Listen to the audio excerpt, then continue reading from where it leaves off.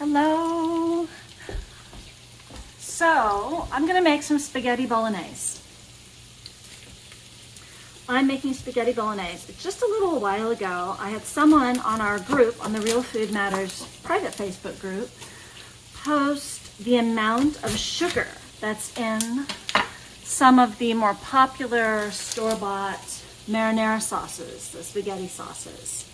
And it was a lot. It was a lot. And they're not even very good. They're not good at all. So I'm going to show you how I make this, because I make really good sauces, good spaghetti sauces. And this one I'm going to make, and this is one for everyone, because you can take the basics of this and make it any way you like. You can always do a gluten-free, you can do a keto sauce, of spaghetti, because you can use zucchini noodles for this. Anyways, I'm going to try to give you as many workarounds as possible. But the spaghetti bolognese recipe that I like to use, I think I got the inspiration for this one from one of Hugh Friendly Whittingstall's books. And this is just one of those basic, good family meals. It's not fancy, it's not hard, and everybody likes it. Everybody likes it. So, it starts with the classic onions, carrots, celery. So the first thing is onions. Now I'm going to tell you that this I'm making here is a double batch, because I want a lot of leftovers. So I just put 2 onions in there. The other thing you should know is that at the end of making this sauce, I'm going to puree it with an immersion blender, which is why I'm not cutting my onions up very small. You don't have to. You might want to have a sauce that you don't puree, that's a bit more chunky, in which case you might want to cut those onions up a little smaller. That's up to you. So let's put some salt. Look at the salt. So I'm doing, see this 5-finger pinch? That's probably 1/4 teaspoon and another 1/4 teaspoon. We're going to be liberal on the salt as we go. There we go. Now this is going to cook for a while I do some other prep. But the next thing I'm going to show you is, ahead of time, I browned some ground beef. I did 2 pounds of ground beef here because, like I said, I'm making a bigger batch. You can skip the ground beef. You can just do any amount of meat. And if you want non-meat, now I haven't tried this, but I always wonder if you could do tempeh and put tempeh in here as a protein source. Because I like using tempeh, like a ground tempeh, as taco meat for a vegan, plant-based tacos and burritos. I don't know why it wouldn't work well, just seasoned with like oregano, some herbs de Provence or something. So I brown this in the same pan, and then I set it aside for later. So all those onions are going. I'm going to cut up the rest of my vegetables. And remember that because I am going to puree this, I just need to do a rough cut of my celery. So normally I would, cut this into strips and be all neat and tidy about it, but why waste my time? So if you were just doing a single batch, you just use maybe 2 ribs, but I'm gonna, there we go. Let's set this aside till later. Because I want my carrots to soften a little bit, or my onions to soften a little bit. And a little carrot. And I don't use a lot of carrot, but I do use a little. And the role of carrots for me in this is, it adds a little extra nutrition. But those carrots really sweeten the sauce. So you know how the jars of store-bought sauce have sugar in them?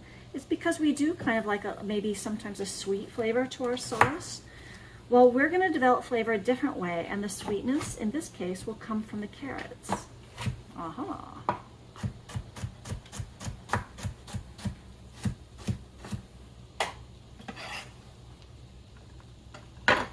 All right, there's that, and we're gonna have some garlic in a minute. There's one of our big flavor enhancers. Bacon. Because spaghetti bolognese has, well, it has different kind of smoked or cured pork in it, a pancetta or something, but I can't get that very easily here, and I just use bacon. And I don't use a lot of bacon. I use bacon just like I do herbs. I use some of it, not a lot of it. So I'm going to, let's just make this easy and use scissors. For this batch, let's use a quarter of this package. And I'm just gonna put the rest of this package of bacon right back in the freezer in a Ziploc bag. This is my favorite way to use bacon, is as a flavoring, not as protein. Because you see, it's mostly fat. Bacon is flavor. There. And I'm just gonna add that. Because I don't need the bacon to get crispy. Otherwise I would have put it in earlier. But I do want it to render out slowly, and then that nice flavorful fat will be in there. And then I'll cut up some garlic.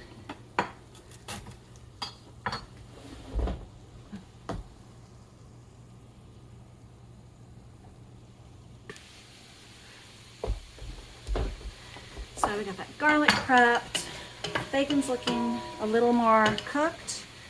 Let's add the celery and carrot.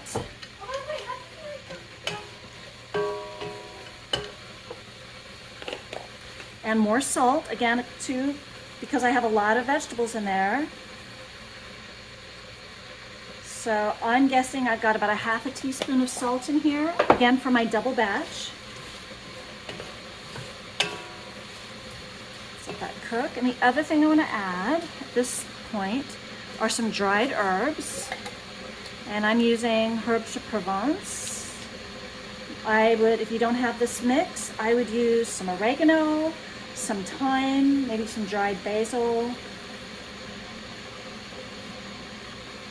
Kind of generous there.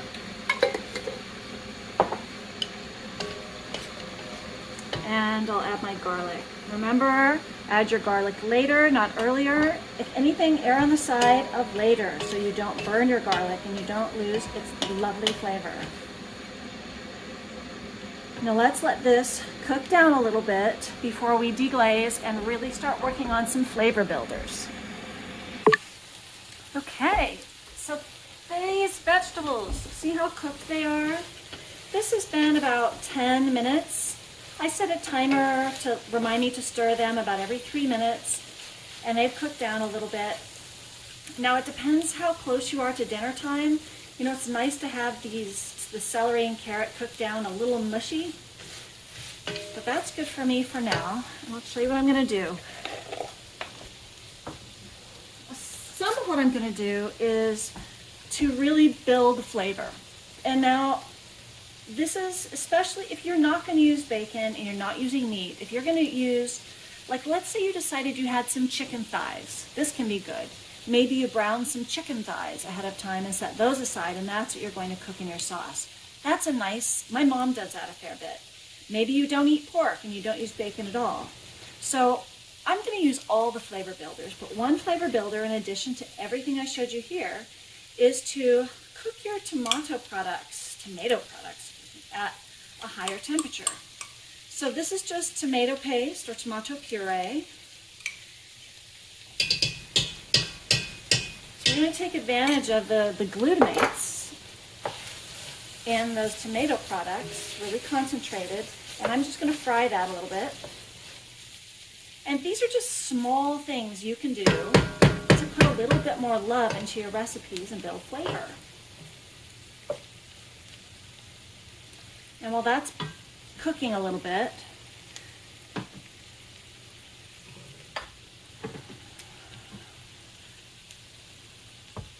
the other things I'm going to use to build the flavor, or the last one, I think, is I'm going to deglaze this with some red wine. Again, all I'm doing, there's lots of different flavor levers you can pull, which in my world, there are no levers that I have to avoid right now. There are some times in my family's life when we've needed to avoid, say, alcohol, red wine, because someone was histamine intolerant. So that was a lever that I didn't have at my disposal, so no red wine. Or if I was cooking for somebody who just couldn't, there's always some things you can't do. And it might just be because you don't have it in your pantry right now. There we go. So I brown that a little bit. I think everything's in there. One more thing I would put in here if it was up to me? Mushrooms, especially if I had, what are those mushrooms? Porcinis. I often keep dried porcini mushrooms, and I would add those now. That would be a nice flavor. Or just button mushrooms I would saute in there. So now I'm going to deglaze my pan with about a cup of red wine. And what wine am I using? This is no highbrow wine. This is what I use for my cooking wine, the Apothic Red, because it's consistent and it's inexpensive. And we don't drink very much, but I like a little. I'll have a thimbleful of wine with dinner tonight, and it's totally drinkable for the next couple of nights. So now the temperature's coming up on my sauce. And you're just going to cook that off until it stops smelling boozy. Alright, so that strong alcohol smell is gone, so that has cooked off enough of the wine. And now I'm going to add the ground beef. This could be, I just saw a recipe on TikTok for short rib ragu. This is when you would add in your maybe you brown some short ribs, and you could add short ribs to this. Oh my gosh, would that be good. You'd add some browned chicken thighs to this, your browned tempeh, and then you're going to add your liquid, and I'm going to use 2 quarts of canned tomatoes. And you just use the stuff from the store if you don't have home canned tomatoes. Most of you won't. That is fine. Turning up the temperature a little bit.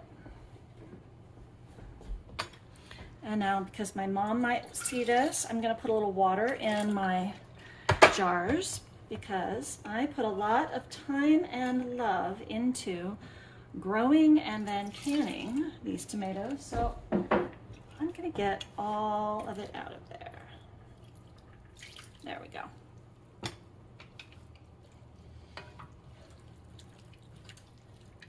Oh my gosh. So this is going to be so good. But we're not done yet. So right now in my world, it's 3 o'clock in the afternoon. We want to eat at 6.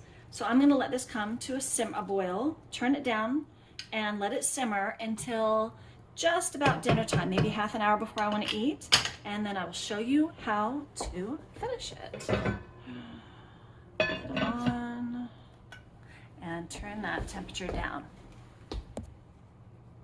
Hey, we're back. This has been simmering for a couple of hours. Let's take a look at it. Always open that lid away from you so the steam doesn't hit you in the face. That smells really good. Okay, so let's add our last few things to this.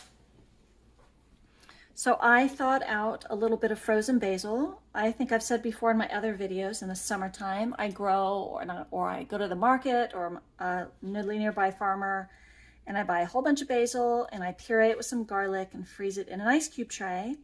So I have the flavor of fresh basil, and I'm going to use some but not all of this, so that I have a little for our dish, because I can always use that. I'll put it in something later this week and be glad that I have it.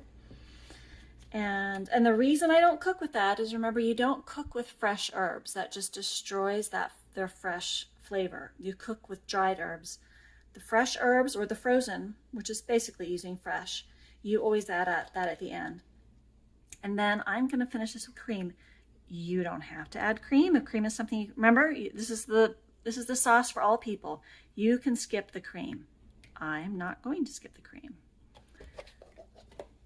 I know, for those of you, you know, when I grew up on spaghetti, cream was not in spaghetti. This wasn't a thing.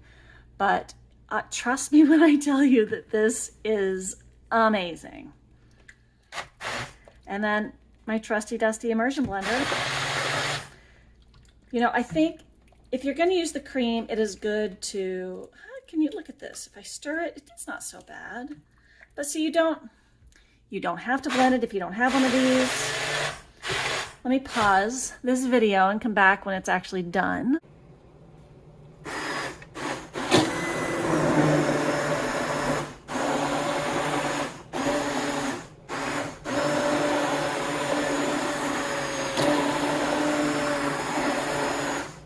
Okay, that is your spaghetti bolognese, your spaghetti with meat sauce. And you can see in the picture on the front of this video, I'm just going to cook up a couple pounds of pasta. I'll spoon it over that. I'll dish it up with a little bit of either fresh basil, fresh parsley, and some Parmesan cheese. And it's gorgeous. And it also freezes really well. So I hope you make this. I'd be curious to know how you modify this if you make any of the substitutions I talked about. But I guarantee if you do this, the proportions don't matter so much. This is a no recipe. This is going to be a winner in your family. It is so good. So thank you for watching.